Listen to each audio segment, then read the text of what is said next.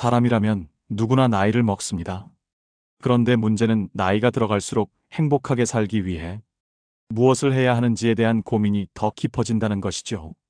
젊을 땐 그저 오늘 하루를 살아내는데 집중하지만 50대가 넘어 60대가 되고 70대가 되면서 80세가 넘어가면 이야기가 달라집니다. 몸은 예전 같지 않고 마음은 자꾸 약해지고 주위 사람들은 하나둘 떠나갑니다. 그래서 이 시기에 어떻게 살아야 할지는 곧바로 남은 인생의 행복과 직결됩니다. 많은 어르신들께 여쭤보면 후회가 비슷합니다. 조금만 더 건강 챙겼더라면, 자식에게만 기대지 않았더라면, 이것을 아껴뒀더라면, 그런 말씀을 하실 때마다 우리가 지금이라도 반드시 알아야 할 게 있다고 느껴집니다. 특히 75세에서 85세, 20년은 그야말로 운명의 시간입니다. 이 시기에 어떤 습관을 버리고 어떤 마음을 다스리느냐에 따라 100세까지 건강하게 웃으며 살 수 있을지, 아니면 병과 외로움 속에서 요양원에 강제로 가면서 고통을 맞이할지가 갈립니다. 오늘은 75세에서 85세에 이것을 피하지 않으면 죽음을 부를 수도 있는 치명적인 5가지 습관에 대해 전해드리려 합니다. 여러분은 이 중 몇 가지를 이미 하고 계신지, 혹은 이제 피하고 버려야겠다고 느끼시는지 스스로 확인해 보시길 바랍니다. 듣기 전 구독과 좋아요, 알림 설정은 큰 힘이 됩니다. 많은 분들이 나이가 들면 이 정도는 괜찮겠지 하며 스스로를 위로합니다.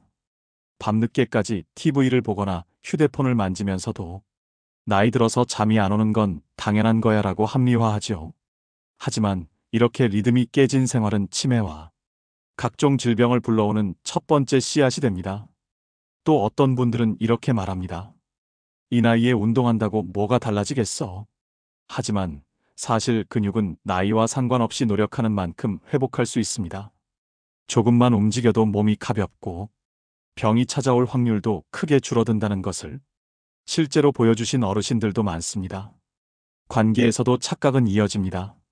내 자식은 절대 날 버리지 않을 거야. 이 믿음 때문에 기대를 걸지만 현실은 다릅니다. 자식도 자기 삶에 바쁘고 부모의 삶을 대신 살아줄 순 없습니다. 그래서 모든 희망을 가족에게만 걸어버리면 작은 실망이 곧 깊은 상처가 되고 맙니다. 돈에 대해서도 마찬가지입니다. 어차피 죽을 때 가져갈 것도 아닌데 지금 전부 다 쓰고 가는 게 낫지. 하지만 막상 병원비와 생활비 앞에서는 그 말이 쉽게 무너집니다. 경제적 준비가 안 된 노년은 불행과 직결된다는 사실을 뒤늦게 깨닫게 되죠. 이처럼 노년의 착각은 자신을 위로하는 말처럼 보이지만 사실은 죽음을 부르는 행동이 될 수 있습니다. 겉으로 보기엔 사소한 습관 같지만 쌓이고 쌓이면 큰 병이 되어 돌아오죠. 그래서 만약 75세에서 85세라면 반드시 버려야 할 5가지가 있습니다. 사람은 누구나 잠을 자야 살아갑니다. 그런데 나이가 들수록 원래 잠이 줄어드는 거야라며 밤늦게까지 깨어있는 것을 대수롭지 않게 여기는 분들이 많습니다. 실제로 75세가 넘으면 잠드는 시간이 늦어지고 깊은 잠의 시간도 줄어드는 것은 사실입니다. 하지만 그것을 방치한 채 드라마를 보거나 휴대폰을 붙잡고 시간을 흘려보내면 몸은 점점 망가집니다. 밤늦게 자는 습관은 생체 리듬을 무너뜨리고 결국 면역력이 떨어지면서 각종 질환이 찾아오게 되는 것이죠. 의학 연구에 따르면 불규칙한 수면은 암, 치매, 심장질환의 위험을 눈에 띄게 높입니다. 겉으로는 단순히 잠만 못 잔 것 같아도 그 뒤에서 몸은 빠르게 늙어가고 있는 셈입니다. 특히 불을 환하게 켠 채로 주무시는 분들이 있는데 이 역시 매우 위험한 습관입니다. 조금이라도 빛이 있으면 멜라토닌이라는 수면 호르몬의 분비가 억제됩니다. 멜라토닌은 단순히 잠을 오게 하는 물질이 아니라 암세포 성장을 억제하고 노화를 늦추는 역할을 한다는 사실이 여러 연구에서 밝혀졌습니다. 어떤 의사는 멜라토닌은 천연 항암제라고 말하기도 하지요. 그만큼 어둠 속에서 숙면을 취하는 것은 약이나 보약보다 더 중요한 건강 비결입니다. 집안 형광등의 환한 불빛이 몸에는 독이 될 수 있다는 것을 기억해야 합니다. 경기도에 사는 82세 김숙자 어르신은 오랫동안 잠이 안 와서 불을 켜고 드라마를 틀어놓고 잔다는 습관을 유지했습니다. 주위 사람들은 대수롭지 않게 생각했지만 몇 년 전부터 기억력이 급격히 떨어지고 낯익은 얼굴조차 잘 떠올리지 못하는 증상이 생겼습니다. 병원 진단 결과 초기 치매라는 소식을 듣게 되었고 의사가 가장 먼저 지적한 것이 바로 수면 습관이었습니다. 밤에 불빛이 계속 들어오는 환경에서 잔 탓에 멜라토닌 분비가 억제되고 뇌가 회복할 기회를 얻지 못했다는 것이죠. 어르신은 뒤늦게 불을 끄고 숙면하는 습관을 들였지만 이미 진행된 기억 저하는 쉽게 되돌릴 수 없었습니다. 하지만 끝은 아니었죠. 지금부터라도 되돌리기 위한 방법을 실천하셨고 그 결과 조금씩 나아지기 시작했습니다. 또 한 가지 간과하기 쉬운 부분이 낮잠입니다. 낮잠은 보약이다라는 말이 있어 노년층에서는 낮잠을 즐기는 분들이 많습니다. 실제로 20분에서 30분 정도의 짧은 낮잠은 머리를 맑게 하고 집중력을 높이는 데 도움이 됩니다. 그러나 2시간 이상 길게 자는 낮잠은 오히려 독이 됩니다. 낮잠이 길어지면 밤잠이 오히려 더 오지 않게 되고 결국 불면증으로 이어지는 악순환이 생기기 때문입니다. 게다가 최근 연구에서는 긴 낮잠이 치매와 심장질환 발병률을 높인다는 결과도 나왔습니다. 낮잠을 습관적으로 오래 자는 어르신일수록 실제로 인지 능력이 더 빨리 저하된다는 보고도 있습니다. 이렇게 보면 잠은 단순히 쉬는 시간이 아니라 생명을 지키는 필수 과정입니다. 밤에 늦게 자거나 불을 켠 채 자거나 낮잠을 지나치게 자는 습관은 그 자체로 목숨을 줄이는 행동일 수 있습니다. 반대로 수면을 잘 관리하는 것은 곧 장수로 이어지는 지름길입니다. 실제로 100세 넘은 어르신들은 물론 120세 어르신이 계시는 장수 마을의 노인들은 대부분 해가 지면 일찍 잠자리에 들고 해가 뜨면 일찍 일어나는 생활을 하고 있습니다. 특별한 약이나 비싼 건강식품 때문이 아니라 단순한 생활 습관 덕분에 90세, 100세까지도 건강하게 살아가는 것이죠. 여러분도 스스로에게 물어보셔야 합니다. 나는 밤에 불을 끄고 자고 있는가? 나는 낮잠을 적당히 조절하고 있는가? 이 2가지 질문에 자신 있게 그렇다라고 답할 수 없다면 지금부터라도 바꾸는 것이 필요합니다. 수면은 몸이 스스로 치유할 수 있도록 주는 가장 값진 선물입니다. 어둠 속에서 깊게 자는 것, 그리고 낮에 잠을 길게 자지 않는 것. 이것이야말로 노후를 행복하게 만드는 가장 확실한 방법 아닐까요? 나이가 들수록 입맛이 예전 같지 않다 하면서도 또 한편으로는 음식에 대한 집착이 강해지는 경우가 많습니다. 이제 즐길 날도 얼마 안 남았는데 먹을 때 아주 많이 먹어야지 하면서 과식을 습관처럼 이어가는 것이죠. 하지만 이 생각이야말로 노년의 건강을 해치는 가장 위험한 착각 중 하나입니다. 과식은 곧바로 당뇨, 고혈압, 심장질환과 연결됩니다. 소화기관은 나이가 들수록 기능이 떨어지고 혈당을 조절하는 능력도 젊을 때만 못합니다. 그런데 젊을 때처럼 많이 먹고 기름진 음식을 즐기면 쌓이는 것은 기쁨이 아니라 독입니다. 혈당이 급격히 오르내리면서 당뇨가 악화되고 혈관 벽에는 기름기가 끼어 동맥경화가 진행됩니다. 그 결과 뇌졸중이나 심근경색 같은 치명적인 질환이 갑자기 찾아오기도 합니다. 겉으로 보기엔 평범한 한 끼지만 쌓이고 쌓인 과식은 결국 목숨을 위협하는 시한폭탄이 될 수 있는 것입니다. 또 흔히 간과하는 것이 식사 속도입니다. 많은 분들이 TV를 보거나 대화하면서 빠르게 식사를 끝내는데 이는 곧 소화불량과 과식을 부르는 지름길입니다. 포만감은 음식을 삼킨 뒤 최소 15분에서 20분이 지나야 느껴지는데 그 전에 허겁지겁 먹어버리면 몸이 과식으로 내몰립니다. 그러니 천천히 꼭꼭 씹어먹는 습관을 들이는 것이 필요합니다. 이 단순한 변화 하나만으로도 위장 부담을 줄이고 혈당을 안정시킬 수 있습니다. 여기에 더해 반드시 짚어야 할 것이 약에 대한 관리입니다. 많은 분들이 수십 년간 혈압약, 당뇨약, 심장약을 복용하다 보면 몸이 괜찮아진 것 같으니 이제 끊어도 되겠지 하고 스스로 중단하는 경우가 있습니다. 하지만 약을 갑자기 끊는 것은 돌연사의 가장 큰 원인 중 하나입니다. 혈압약을 중단한 지 며칠 만에 뇌졸중으로 쓰러지는 사례, 당뇨약을 끊고 나서 혈당이 급격히 치솟아 응급실로 실려가는 사례는 결코 드물지 않습니다. 약은 스스로 결정해서 조절하는 것이 아니라 반드시 의사와 상의하며 조정해야 합니다. 반대로 영양제나 민간요법에 지나치게 의존하는 것도 위험합니다. 몸에 좋다더라 하는 말에 혹해 여러 가지 보조제를 너무 많이 한꺼번에 복용하는 경우 간과 신장에 큰 부담이 가해집니다. 영양제는 보완일 뿐이지 치료제가 아니며 과도하게 먹으면 오히려 독이 되는 것이죠.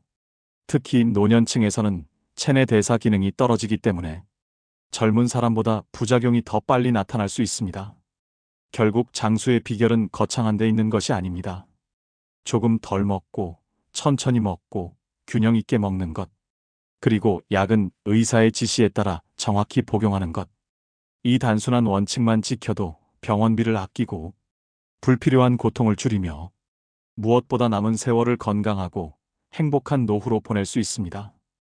음식과 약, 이 두 가지를 어떻게 대하느냐가 노년의 생사를 가른다는 사실을 잊지 말아야 합니다. 어떤 분들은 나이가 들면 이 나이에 무슨 공부냐, 귀찮다라는 말을 자주 하게 됩니다. 하지만 새로운 것을 배우지 않는 순간부터 뇌는 빠르게 늙기 시작합니다. 실제로 치매를 부르는 가장 큰 원인 중 하나가 바로 뇌자극 부족입니다. 젊을 때는 일과 사람들 속에서 자연스럽게 배움이 이어지지만 은퇴 후에는 뇌를 쓰지 않는 시간이 늘어나지요. 이 시기에 공부와 도전을 멈추면 생각보다 훨씬 빠르게 기억력이 떨어지고 집중력이 흐려집니다. 디지털 기술을 거부하는 것도 문제입니다. 나는 평생 이런 거 몰라도 살아왔어 하며 스마트폰, 인터넷 뱅킹, 전자기기를 멀리하는 어르신들이 있습니다. 하지만 세상은 점점 디지털화되고 이런 변화를 따라잡지 못하면 오히려 고립되기 쉽습니다. 실제로 디지털을 몰라서 사기 피해를 당하거나 작은 불편 때문에 가족에게 지나치게 의존하는 경우가 많습니다. 그래서 요즘은 디지털 문맹이 새로운 치매다라는 말까지 나오고 있습니다. 디지털에 대한 두려움을 극복하지 않으면 세상과 단절될 뿐 아니라 스스로를 무기력하게 만드는 것이죠. 서울에 사는 78세 박민수 어르신은 몇 년 전까지만 해도 스마트폰이 복잡하다며 집 전화만 고집했습니다. 처음에는 괜찮았지만 점점 은행 업무조차 직접 하기 힘들어지면서 생활이 불편해졌습니다. 그런데 딸의 권유로 인해 스마트폰 기초 강좌를 들으면서 조금씩 달라지기 시작했습니다. 사진 찍는 방법, 카카오톡으로 손주와 대화하는 방법을 배우자 하루가 달라졌다고 합니다. 예전에는 텅 빈 집에서 TV만 켜놓고 하루를 보냈는데 지금은 영상통화로 안부를 묻고 온라인에서 책을 주문하며 심지어 건강 관련 강의까지 찾아 듣는다고 합니다. 내가 새로운 걸 배우니 다시 젊어진 기분이야 라는 어르신의 말은 단순한 소감이 아니라 실제로 삶의 질이 바뀐 증거였습니다. 이때 새로운 것을 배우는 방식은 거창할 필요가 없습니다. 글자를 쓰는 법을 다시 배우거나 새로운 악기를 조금씩 익히는 것만으로도 뇌는 활발히 자극을 받습니다. 심지어 하루에 한 번 낯선 길로 산책을 해보는 것만으로도 뇌는 새로운 경험을 학습합니다. 이렇게 몸과 머리를 움직이면 진짜 젊음을 유지할 수 있지요.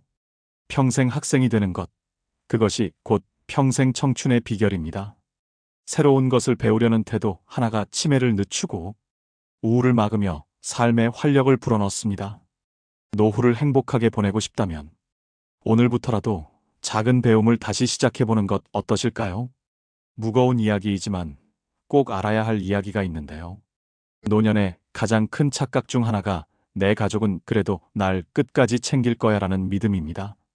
특히 자식에게 모든 기대를 걸고 손주나 며느리, 사위에게까지 관심을 몰아주는 경우가 많지요. 하지만 현실은 기대와 달라서 그만큼 상처와 실망도 커질 수 있습니다. 노년의 가족은 행복의 조건이 될 수도 있지만 때로는 불행의 씨앗이 되기도 하죠. 실제로 자식에게 지나치게 의존한 부모일수록 외로움과 배신감에 시달리는 경우가 많습니다. 내 자식은 절대 그렇지 않아라고 말하지만 자식에게도 자기 삶이 있고 노부모를 전적으로 책임질 수 있는 사람은 많지 않습니다.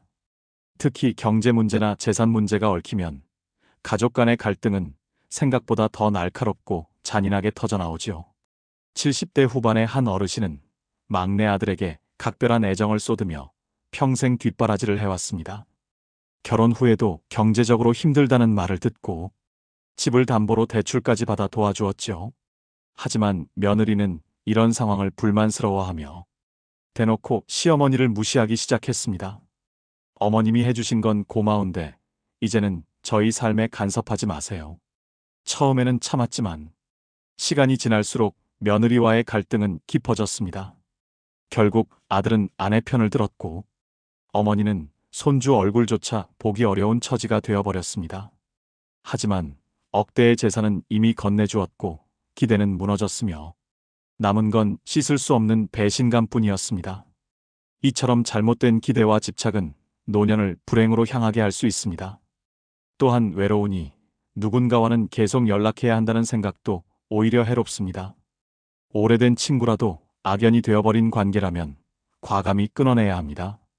억지로 붙잡고 있으면 만날 때마다 마음이 상하고 결국 우울과 스트레스만 키우게 되죠. 외로움이 두려워 집착하는 순간 오히려 더 깊은 외로움에 빠지는 것이 아이러니입니다. 그렇다면 어떻게 해야 할까요? 정답은 간단합니다. 기대를 줄이고 인간관계를 정리하며 혼자 서는 법을 알아가는 것입니다. 노년에 진짜 필요한 건 수많은 사람과의 끈이 아니라 홀로 설 수 있는 힘이지요. 작은 취미, 봉사활동, 독서 같은 생활 속 소소한 즐거움이 외로움을 채워줍니다. 고독을 친구로 삼을 수 있는 사람만이 행복하게 늙을 수 있다는 말은 절대 과장이 아닙니다. 기대보다 스스로의 삶을 채우는 것이 행복의 길입니다. 자식이나 배우자, 친구에게 집착하는 대신 스스로 즐길 수 있는 삶을 만들어야 합니다. 그것이 노년의 불행을 피하고 남은 세월을 온전히 지켜내며 행복한 노후를 지내는 가장 지혜로운 방법입니다. 아주 현실적인 문제가 있습니다. 노년의 가장 큰 불행 중 하나는 바로 돈 문제이지요. 젊을 때는 건강이 우선이라 하지만 나이가 들면 돈이 곧 건강과 직결됩니다. 병원비 앞에서 무너지고 생활비 앞에서 의욕을 잃는 것은 너무 흔한 일이지요. 그래서 경제적 준비가 되어 있느냐 없느냐가 노후 행복을 가르는 가장 큰 기준이 됩니다. 문제는 많은 어르신들이 돈에 대해 두 가지 잘못된 태도를 보인다는 점입니다. 첫째는 자식에게 재산을 미리 다 넘겨주는 것입니다. 내가 가지고 있어도 쓸모없으니 자식한테 주고 편하게 살아야지 하고 손쉽게 결정을 내리지요. 하지만 이 결정이 결국 씻을 수 없는 후회를 불러오기도 합니다. 실제로 있었던 이야기가 있는데요. 80대 초반의 한 아버지는 평생 모은 집과 땅을 아들에게 명예 이전해 주었습니다. 내가 가진 건 다 너희들이 가져가야지 하며 기쁘게 내어주었지만 몇 년 뒤 상황은 달라졌습니다. 아들은 경제적으로 힘들다며 그 집을 팔아버렸고 아버지는 하루아침에 전세살이가 되었습니다. 문제는 여기서 끝나지 않았습니다. 그 과정에서 다른 형제들 간에 왜 재산을 공평하게 나누지 않았느냐는 싸움이 붙었고 가족 모임은 깨져버렸습니다. 결국 아버지는 재산도 잃고 가족 관계도 잃어 자식의 마음도 떠나보냈고 혼자 쓸쓸한 노후를 맞게 된 것이죠. 돈 문제는 한순간에 가족을 원수로 만들 수 있습니다. 둘째는 과소비와 충동구매입니다. 내가 이 나이에 이것도 못 써보나 하면서 필요하지 않은 물건을 자꾸 사모으는 분들이 있습니다. 특히 노년에는 홈쇼핑, 전단지, 광고, 가구나 전자제품에 쉽게 현혹되곤 하지요. 처음에는 기분이 좋지만 쌓이는 건 결국 쓰지도 못할 물건과 줄어드는 통장 잔고뿐입니다. 그리고 이 물건들이 집안 곳곳에 쌓이다 보면 오히려 안전을 위협합니다. 길목마다 쌓인 박스와 가구는 넘어짐과 낙상사고로 이어지고 그 한 번의 낙상이 삶을 송두리째 바꿔놓을 수도 있습니다. 그렇다면 해결책은 분명합니다. 첫째, 재산은 절대 성급하게 자식에게 다 넘기지 말아야 합니다. 자식 사랑은 이해되지만 그것이 곧 내 노후의 안전망이자 존엄임을 잊어서는 안 됩니다. 둘째, 소비할 때는 반드시 이 물건이 내 삶을 진짜 편하게 해줄까?를 먼저 물어봐야 합니다. 단순한 감정이나 충동으로 지갑을 열면 결국 남는 것은 후회뿐입니다. 돈은 행복의 전부는 아니지만 없으면 불행의 씨앗이 됩니다. 건강을 지키는 것도 관계를 지키는 것도 결국 일정한 경제적 뒷받침이 있어야 가능하지요. 경제관념은 나이가 들수록 더 현명해져야 합니다. 이것이야말로 노후의 품격을 지키고 100세 시대를 웃으며 살아가는 가장 확실한 방법이지요. 어쩌면 이 습관들은 그저 사소해 보일지도 모릅니다. 하지만 이 작은 습관들이 모여 노년의 행복을 갉아먹고 결국 삶의 끝을 앞당기는 치명적인 독이 됩니다. 많은 어르신들의 후회담이 이를 증명합니다. 조금만 더 건강을 챙겼더라면, 자식에게 기대지 않았더라면, 돈을 허투루 쓰지 않았더라면. 이 말 속에는 우리가 미리 깨달아야 할 교훈이 모두 들어 있습니다. 후회는 누구나 하지만 미리 깨닫고 고칠 수 있다면 그것은 더 이상 후회가 아니라 지혜가 됩니다. 생각해 보세요. 75세부터 85세 20년은 인생의 마지막 황금 구간입니다. 이 시기에 어떤 선택을 하느냐가 남은 20년, 30년을 웃으며 보낼지 아니면 병과 외로움 속에서 힘겹게 살아갈지를 결정합니다. 그러니 만약 75세에서 85세에 이 5가지를 피하지 않으면 죽음을 부를 수 있는 것이죠. 이 시기는 인생의 마지막 황금 구간, 운명을 바꿀 수 있는 결정적인 10년입니다. 누군가는 이 나이에 이미 늦었다라고 할 수 있는데요. 오늘 시작하면 내일은 분명 달라집니다. 여러분께 묻고 싶습니다. 5가지 중에서 여러분은 어떤 습관을 피해야 하나요? 그리고 지금 당장 고칠 수 있는 습관은 무엇이 있으신가요? 밤늦게 불을 켜고 드라마를 보며 뒤척이는 습관일 수도 있고, 자식에게 모든 기대를 거는 마음일 수도 있습니다. 혹은 충동적으로 지갑을 열어 필요 없는 물건을 쌓아두는 습관일 수도 있죠. 무엇이 되었든 하나씩 습관을 버리는 순간부터 노후는 달라집니다. 100세 시대의 진짜 장수는 단순히 오래 사는 것이 아닙니다. 아프지 않고 후회하지 않고 웃으면서 사는 것이 진짜 장수이지요. 이 5가지를 버리고 새로운 습관으로 채운다면 남은 세월은 전혀 다르게 빛날 수 있습니다. 행복한 노후를 원한다면 지금 반드시 바꾸어야 합니다. 가족에게만 기대지 않고 건강을 스스로 지키고 경제를 현명하게 다루며 새로운 배움을 이어가는 삶. 이것이야말로 100세까지 장수하면서도 불행을 멀리하는 길입니다. 여러분은 앞으로 어떤 노후를 원하십니까? 병원 침대 위에서 그때 고칠 거라고 불행하다고 생각하는 노년일까요? 아니면 손주와 산책하며 웃는 행복한 노후인가요? 선택은 지금 이 순간 여러분의 손에 달려 있습니다. 오늘부터라도 작은 변화를 시작해 보세요. 그 변화가 모여 여러분의 남은 인생을 황금빛으로 바꾸어 줄 것입니다. 죽음을 부르는 습관을 버리고 삶을 살리는 습관을 선택하는 것.